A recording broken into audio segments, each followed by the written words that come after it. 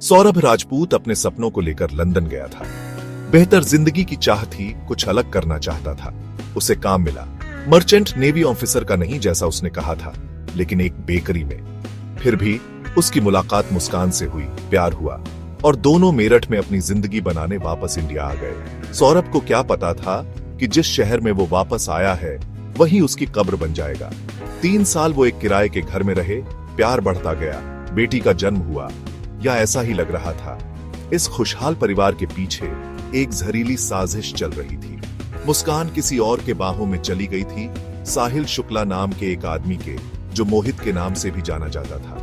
दोनों ने मिलकर एक खौफनाक और बेरहम प्लान बनाया। 4 मार्च 2025 को उनका यह भयानक प्लान हकीकत बन गया। सौरभ बेखबर अपने ही प्यार का शिकार हो गया। मुस्कान और साहिल ने उसके खाने में जबरदस्त नींद की दवाई मिला दी, जिससे उसके सपने एक नशे की नींद में बदल गए। जो आदमी लंदन की भीड़ भाड़ वाली गलियों में घूमता था, अब बेबस था, अपनी पत्नी और उसके आशिक के हाथों में। उनके किराए के घर की खामोशी एक शरीर के जमीन पर गिरने की आवाज से टूट गई। सौरभ अभी भी नींद की दवाई के असर में था। उसके पास बचने का कोई मौका नहीं था।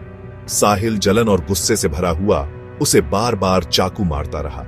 सौरभ की आंखों से जिंदगी चली गई, बस एक खाली निगाह रह गई जो मुस्कान के धोखे की कहानी बयान कर रही थी। डर तेज और ठंडा कातिलों को जकड़ लिया। उन्होंने खून का स्वाद छक लिया था और हवा में उसकी धातु जैसी गंध फैली हुई थी। मायूसी, उनकी नई साथी, ने एक खौफनाक हल बताया। वो सौरभ को टुकड़ा टुकड़ा करके दुनिया से मिटा देंगे। उनके इस घिनौने काम के औजार, एक आरी और सीमेंट से भरा एक ड्रम, इंसानी क्रूरता की गहराई के गवाह थे।